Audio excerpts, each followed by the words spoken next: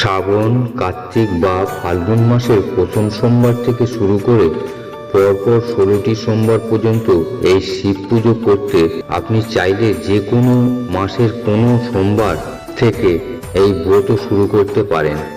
শ্রাবণ মাসের প্রত্যেক সোমবার দিন যদি আপনি বাবা মহাদেবের পুজো করে থাকেন অথবা আপনি যদি 16 সোমবার ব্রত রেখে থাকেন তাহলে অবশ্যই একবার হলেও শ্রবণ করুন এই 16 সোমবারের ব্রত কথা।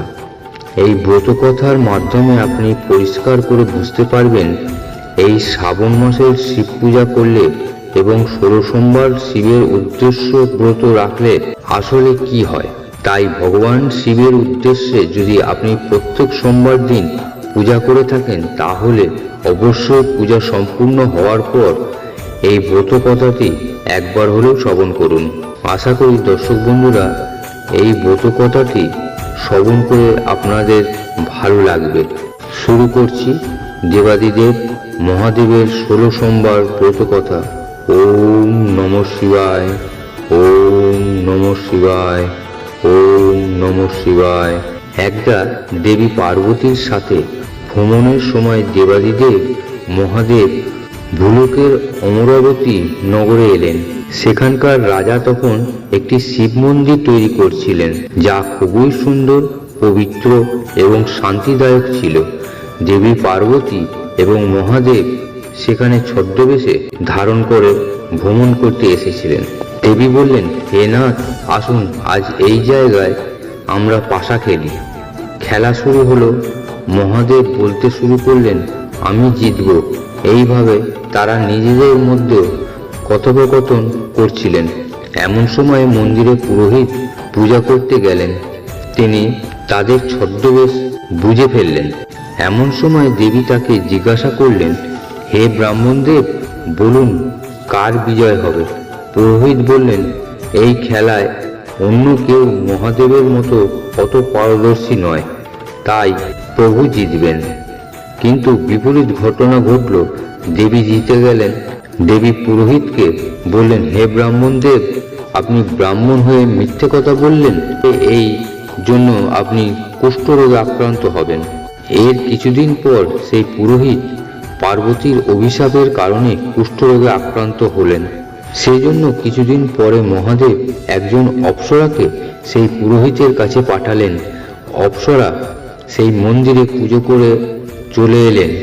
এরপর অপ্সরা পুরোহিতকে তার কুষ্ঠরোগের কারণ জিজ্ঞাসা করলেন এবং পুরোহিত তাকে সমস্ত সবিস্তারে বর্ণনা করলেন। অপ্সরা বললেন, হয় পুরোহিত মহাশয়, আপনি যদি 16 সোমবার ব্রত করেন তবে মহাদেবের আশীর্বাদ আপনার উপর বর্ষিত হবে এবং আপনি এই সংকট খুব শীঘ্রই কাটিয়ে উঠবেন। পুরোহিত সেই অপ্সরাকে ব্রতের বিধি জিজ্ঞাসা করলেন। অপ্সরা তাকে 16 সোমবার ব্রত এর সম্পূর্ণ বিধি বললেন এবং বললেন যে শ্রাবণ, কার্তিক বা ফাল্গুন মাস প্রথম সোমবার থেকে শুরু করে পরপর 16টি সোমবার পর্যন্ত এই শিব পূজা করতে আপনি চাইলে যে কোনো মাসে কোনো সোমবার থেকে এই ব্রত শুরু করতে পারেন। আপনি যদি এই ব্রত পালন করেন তবে ধারাবাহিকভাবে 16টি সোমবার আপনাকে এই ব্রত পালন করতে হবে। ব্রতের আগের দিন আমিষ আহার ত্যাগ করে পরের দিন সোমবার ব্রতের উপবাস করতে হবে এবং সারাদিন উপবাস থেকে সন্ধ্যেবেলায় কোনো শিব মন্দিরে অথবা বাড়িতে প্রতিষ্ঠিত শিবলিঙ্গের উপরে ব্রতের পূজা বিধি সম্পূর্ণ করতে হবে। এই বলে অপ্সরা সেই স্থান থেকে পরিত্যাগ করলেন। এরপর পুরোহিত ভক্তি ও শ্রদ্ধার সাথে এই ব্রত পালন শুরু করলেন এবং 16টি ব্রত পালন করলেন। এর কিছুদিন পর থেকেই পুরীতে রোগ আস্তে আস্তে ঠিক হতে থাকে এবং কয়েক মাস পরে তিনি সম্পূর্ণরূপে সুস্থ হয়ে ওঠেন। এরপর কয়েকদিন পরে মহাদেব ও দেবী পার্বতী ওই মন্দিরে পূজা চলাকালীন সেই পুরোহিতকে সাক্ষাৎ দর্শন দেন। এরপর দেবী সেই পুরোহিতকে রোগমুক্ত দেখে জিজ্ঞাসা করলেন, আমার অভিশাপ থেকে মুক্তি পেতে আপনি কি ব্যবস্থা নিয়েছিলেন। পুরোহিত বললেন, হে মাতা, ব্রত পালন করে আমি এই দুর্ভোগ কাটিয়ে উঠেছি।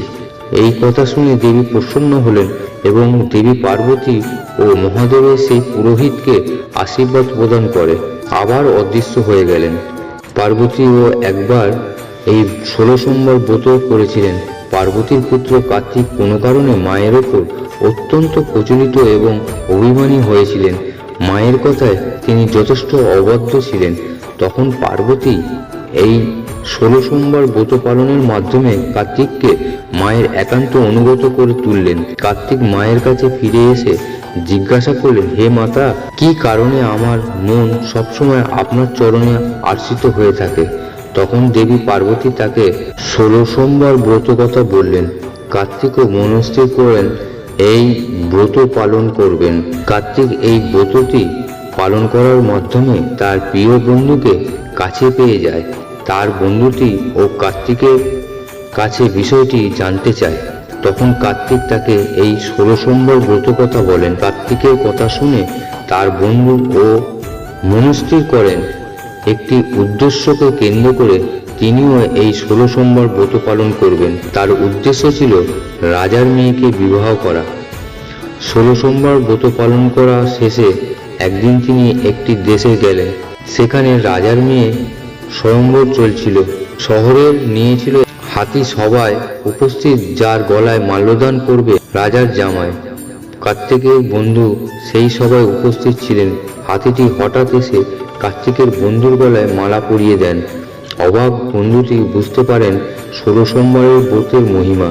তার সাথে রাজার মেয়ের বিয়ে হয় এবং রাজা তাকে প্রচুর ধন সম্পত্তি উপহার দেন। ফুলসজ্জার রাতে তার স্ত্রী তাকে জিজ্ঞাসা করেন যে এত রাজকুমার থাকতে কেন হাতি তার গলাতেই মালা দিয়েছিল। তিনি তখন তার স্ত্রীকে বললেন 16 সোমবার ব্রতের কথা।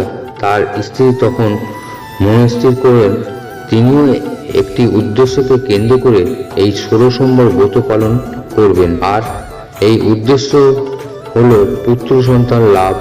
নিষ্ঠা ও ভক্তি সহকারে তিনি এই 16 সোমবার ব্রত পালন করার পর তার একটি ফুটফুটে পুত্র সন্তান হলো। পুত্র সন্তান বড় হওয়ার পর মার কাছে জানতে চাইল যে তাকে মা কিভাবে পেলেন। তিনি 16 সোমবার ব্রত কথা পুত্রকে জানালেন। পুত্র তখন মনস্থির করল একটি উদ্দেশ্যকে কেন্দ্র করে তিনি এই 16 সোমবার ব্রত পালন করবেন। এইভাবে একজন থেকে অন্যজনের মুখে ছড়িয়ে পড়ল 16 সোমবার ব্রত কথা। বন্ধুরা, ব্রত কথা থেকে একটি বিষয় স্পষ্ট, যদি কোনো ব্যক্তি কোনো উদ্দেশ্যকে কেন্দ্র করে এই ব্রত নিষ্ঠা ও ভক্তি সহকারে যদি 16টি সোমবার পালন করে থাকে, তাহলে নিশ্চিত রূপেই তার সেই উদ্দেশ্য সফল হবেই হবে। আশা করি দর্শক বন্ধুরা এই 16 সোমবারের ব্রত কথা শ্রবণ করে আপনাদের ভালো লেগেছে। আজকের ভিডিওটি যদি ভালো লেগে থাকে তাহলে অনুগ্রহ করে লাইক করবেন, শেয়ার করবেন। সকলে ভালো থাকুন, সুস্থ থাকুন, এই কামনা করে আজকের মতো ভিডিওটি এখানেই শেষ করলাম। নমস্কার, ধন্যবাদ। ভগবান আপনার মঙ্গল করুন। হরে কৃষ্ণ কৃষ্ণ কৃষ্ণ হরে হরে।